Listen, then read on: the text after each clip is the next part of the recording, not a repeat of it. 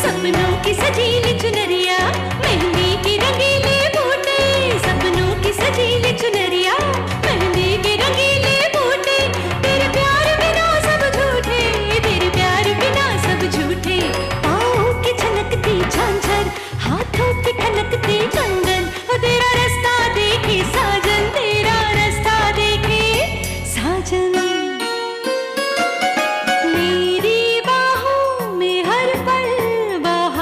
मौसम है बूंद ना बादल कोई, फिर क्यों आँखें नम है। तेरे सिंदूर की लाली अब नहीं मिटने वाली, कह रही हर धड़कन 7 जन्मों तक साजन। बनूं मैं तेरी दुल्हन, बनूं मैं तेरी दुल्हन, बनूं मैं तेरी दुल्हन, बनूं मैं तेरी दुल्हन।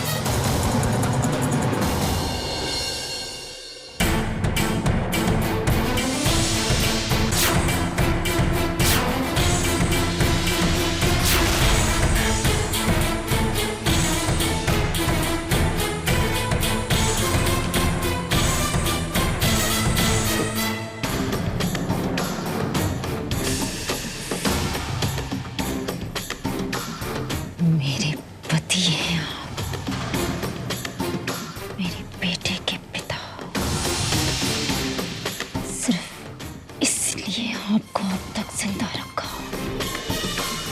हाँ। लेकिन आज महसूस हो रहा है कि जिंदगी में पहली बार भावुक होकर कितनी बड़ी गलती करती पड़ना उसी वक्त आपको।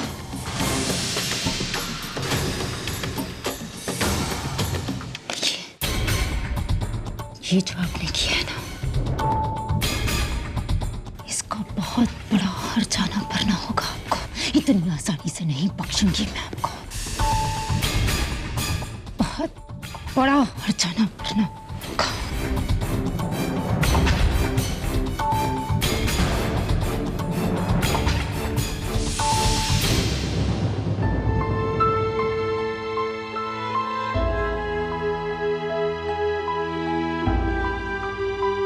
विद्या जी, दूसरा दिन हो गया है, तुम कब से यहाँ बैठी हो? जाओ घर जाकर थोड़ा आराम कर लो, छोटे ठाकुर के पास मैं बैठती हूँ। विद्या, शालू ठीक कह रही हैं। बेटा आप जाइए, घर जाके आराम कीजिए। नहीं जा सकते हम बुआ जी यहाँ से। मैंने आपसे कहा ना, ये जब तक बिल्कुल ठीक नहीं हो जाते हम इन्हें अकेला छोड़कर नहीं जाएंगे। बेटा इस तरह तो आप बीमार पड़ जाएंगे। पहले ही सब लोग इतने तनाव में हैं और उसके बाद फिर आप। बुआ जी बिल्कुल ठीक कह रही हैं। अब आप चीनू जी को ही देख लीजिए, कल रात को वो बार बार हड़बड़ा कर उठ रहे थे, मानो उन्होंने कोई बुरा सपना देख लिया हो। और सिंदूरा दीदी जो कभी तनाव में नहीं रहती, वो भी कुछ हड़बड़ाई सी लग रही हैं। ये कैसे पता शालू कि वो हड़बड़ाई हुई थी? मुझे कैसे नहीं पता चलेगा? आज उनकी हड़बड़ाहट की वजह से मेरे ऊपर चाय गिर गई। दोपहर को बाहर कुछ पुलिस वाले आए थे। उनकी बात सुनकर सिंदूरा दीदी वहां से ऐसे भागी कि पता नहीं उन्होंने क्या सुन लिया हो। उन्हें इस बात का भी एहसास नहीं था कि सामने मैं चाय लेकर खड़ी हूँ।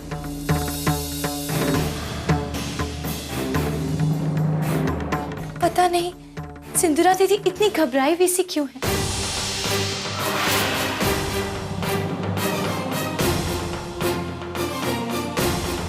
शालू, अब ऐसा कुछ नहीं होगा, हम दोनों बिल्कुल ठीक हैं।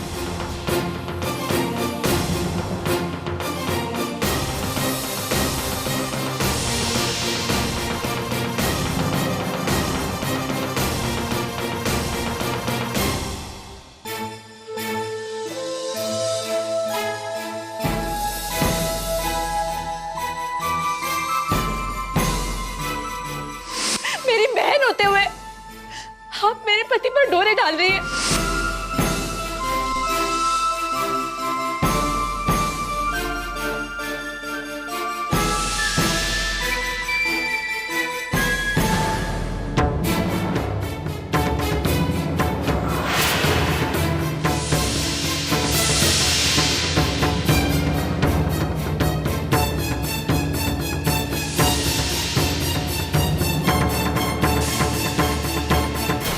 चंद्रा, मेरी बात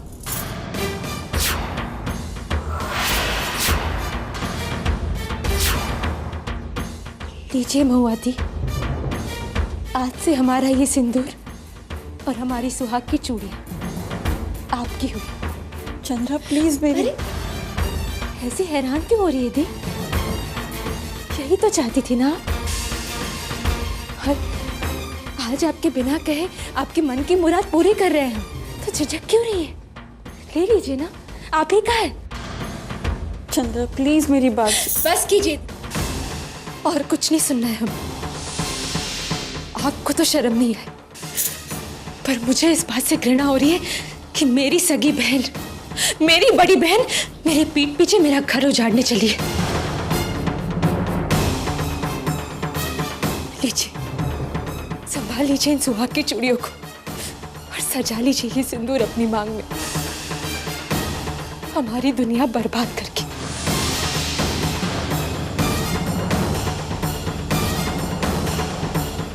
सब आप ही का है, सब आप ही का है।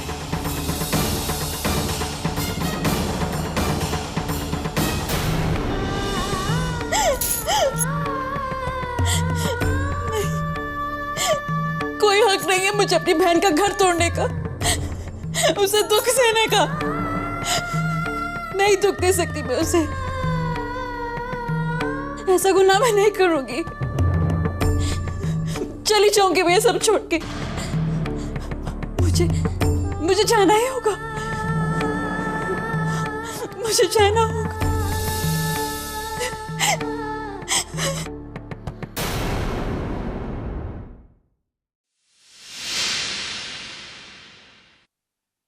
मैडम जी आइए।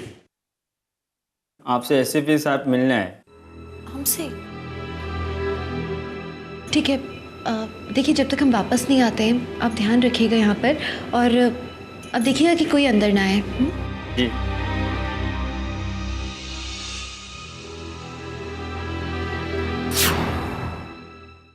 क्या ये क्या कह रहे हैं आप?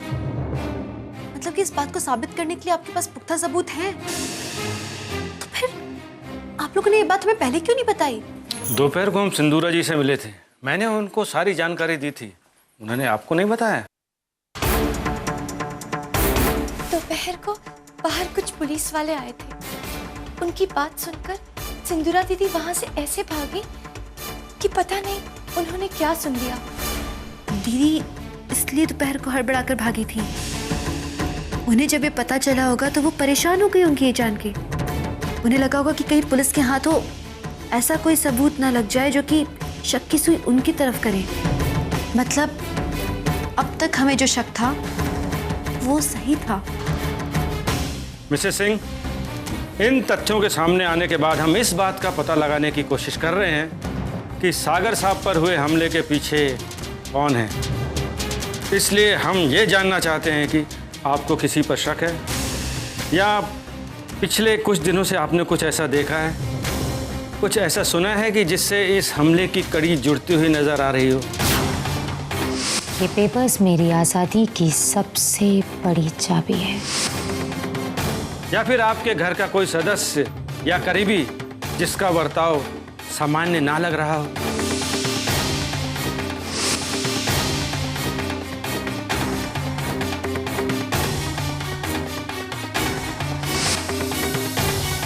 मैंने कुछ भी नहीं किया। Shut up। मैंने अभी अभी तुम्हें ये सारे स्विचेस ऑफ करते हुए देखे। याद कीजिए मिस्टर सिंह, एक जरा सा सुराग, आपका जरा सा शक हमारे केस को सॉल्व करने में मददगार हो सकता है।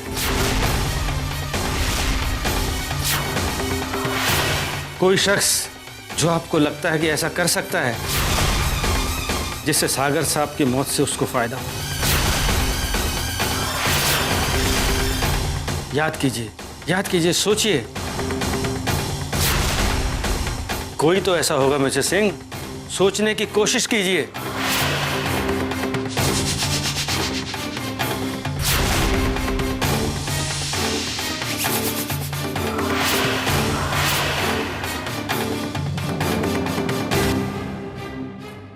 विद्या, ये पुलिस यहाँ क्यों है? बुआ जी वो कुछ पूछताछ करने के लिए आए थे। एसीपी साहब, हमें कुछ बातें याद आ रही हैं, पर उनके बारे में हम आपसे बाद में बात करेंगे। ठीक है, चलो। विद्या, बहुत मुश्किल से ये खुशी की घड़ी आई है और आप है कि खुशियां मनाने के बजाय इन सब बातों में लगी है। सागर के 3 दिन की काल दशा टल गई है बेटा। मुझे 3 दिन की काल दशा तो टल गई, मगर उस ग्रहण का हम क्या करेंगे जो लगातार इन पर मंडरा रहा है? किस ग्रहण की बात कर रही हैं आप? सिंधुरा दीदी, अब तक उनके इरादे नहीं बदले हैं। उन्होंने इनके ऊपर फिर से हमले किए। आप जानती हैं आप क्या कह रही हैं? कोई सबूत है इस बात का आपके पास? मिल जाएंगे, बस बुआ जी एक बार ये ठीक हो जाए, इनके ऊपर से ये बीमारी की परेशानी हटे, हम इन्हें अस्पताल से घर ले जाएं। फिर पुलिस वालों के पास जो सबूत हैं उनकी मदद से हम पूरे घर के सामने सच रखेंगे।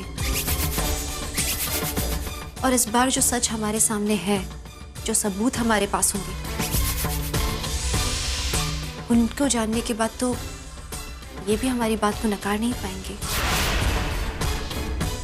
बुआ जी, हम इन्हें अंदर देख कर आते हैं।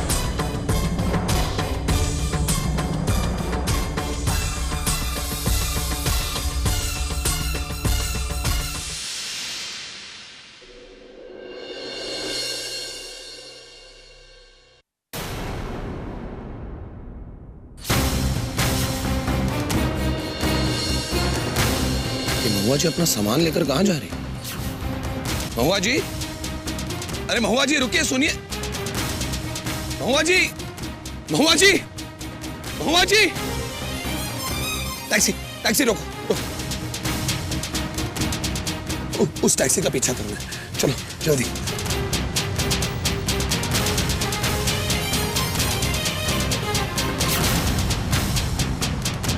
जल्दी करो सर।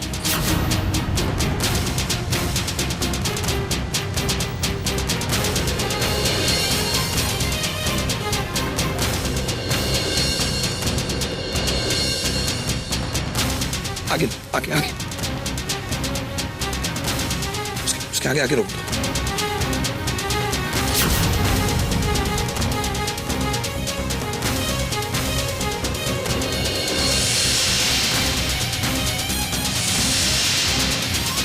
महुआ जी, आप कहाँ जा रही हैं आप?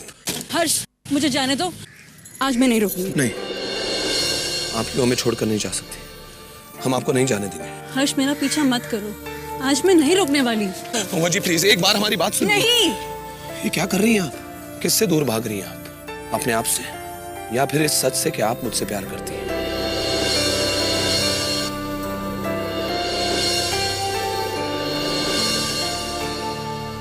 मैं उस गुनाह से भाग रही हूँ जो मुझसे होने वाला था, जिसके लिए मैं अपने आप को जिंदगी भर नहीं माफ कर सकती थी। अपनी बहन के पति से प्यार का गुनाह। मैं अपनी खुशी के लिए चंद्रा की जिंदगी तबाह नहीं कर सकती। हर्ष,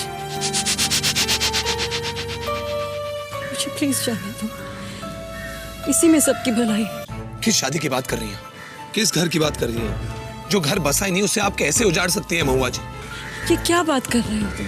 वही जो सच है, और सच ये है कि मेरा नाम हर्ष नहीं है।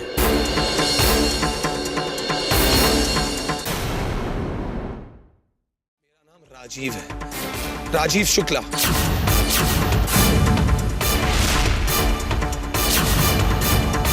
मैं हाथरस गांव में एक बैंक में सिक्योरिटी गार्ड की नौकरी करता था। हर्ष, क्यों झूठ बोल रहे हो तुम? नहीं महुआ जी, यही सच है। मैं राजीव ही हूं, राजीव शुक्ला। दरअसल ये हर्ष नामक इंसान मुझे कुछ महीने पहले हाथरस में ही मिला था। मैं एक बैंक में सिक्योरिटी गार्ड की नौकरी करता था।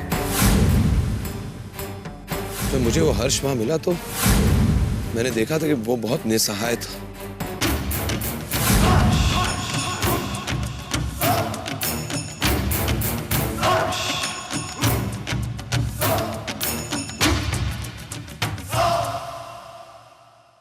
उसके पास रहने की जगह भी नहीं थी, इसलिए मैंने उसे अपने घर में रख दिया। पर मुझे बिल्कुल भी आशंका नहीं थी कि वो इंसान इतना शातिर है, इतना बड़ा ठग है। वो रोज बिना मेहनत किए तुरंत अमीर होने के प्लान बनाते रहता। एक दिन मेरे पास आया और मुझसे कहने लगा कि चलो हम दोनों मिलकर बैंक लूटते हैं, वही बैंक जहां मैं नौकरी करता था। मुझे बहुत गुस्सा आया और जब मैंने उसकी एक भी दलील नहीं सुनी तो उसने उसी रात को मेरी यूनिफॉर्म, मेरा प्रमाण पत्र और मेरा बैंक में घुसने का कार्ड चुरा लिया। उसी रात वो जब बैंक लूट कर भाग रहा था तब पुलिस ने उसका पीछा किया और उसे गोली मारी।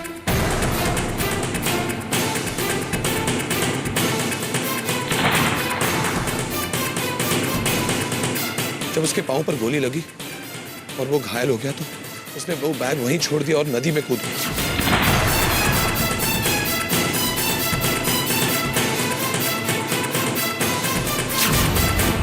उस डकैती की खबर हमें अगले दिन सुबह मिली और तब तक बहुत देर हो चुकी थी। पुलिस ने हमारा कार्ड उस बैग में ढूंढ लिया था और हमें दोषी करार दे दिया था। इसलिए पुलिस के डर के मारे हमने सोचा कि हम हाथरस छोड़कर निकल जाएं। हम जब अपना सामान बांध रहे थे, हमारे सामान के साथ साथ हर्ष की डायरी भी हमारे बैग में आ गई। और जब बाद में हमने उसकी डायरी पढ़ी तो हमने ठान लिया कि हम दिल्ली जाकर उसके नाम से उसके घर में ही रहेंगे, क्योंकि हमारे पास सर छुपाने के लिए और कोई जगह नहीं थी। महुआ जी, हम बिल्कुल सच कह रहे हैं। तुमने मेरे साथ, मेरे परिवार के साथ इतना बड़ा फरेब किया, इतना बड़ा धोखा। नहीं महुआ जी, प्लीज ऐसा मत कहिए। मैंने सिर्फ एक गुनाह किया है और वो है हर्ष बन के आपके घर में रहा हूं। बाकी मैंने किसी के साथ कोई धोखा, कोई फरेब नहीं किया है। मैं तो शुरू से ही आपको बताना चाहता था मेरी सच्चाई, पर कभी मेरी हिम्मत ही नहीं हुई। मेरी बातों का यकीन कीजिए, मैं बिल्कुल सच कह रहा हूं।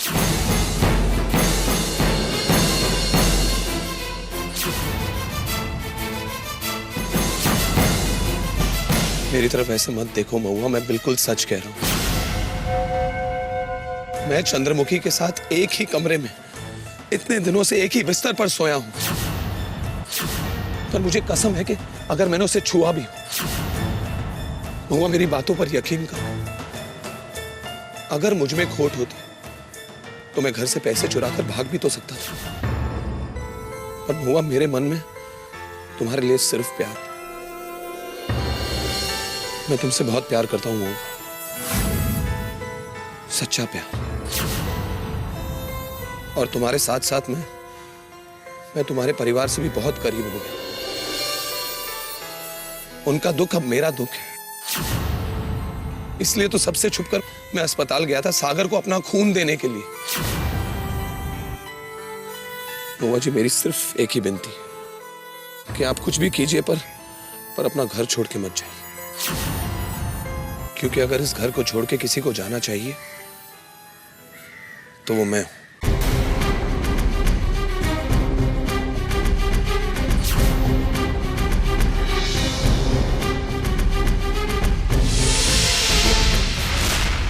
हालात हाथ से बाहर निकल चुके हैं। पुलिस को हमले के सबूत मिल गए हैं।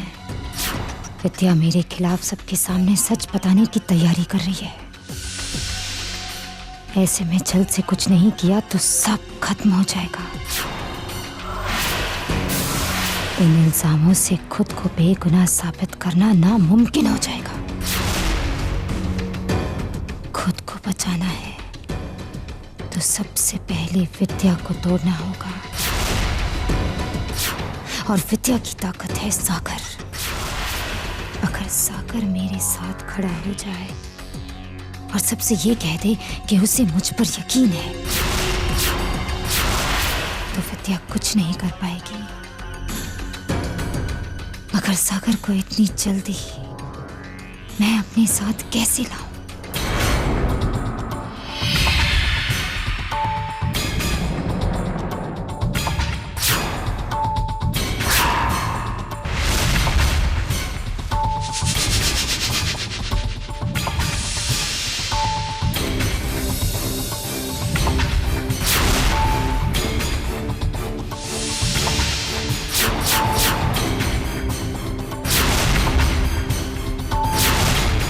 यही ठीक रहेगा। गोलियों का असर होने से पहले ये लोग मुझे हॉस्पिटल ले जाएंगे। बस देखना यह है कि ये गोलियां खाते हुए मुझे कोई देख ले।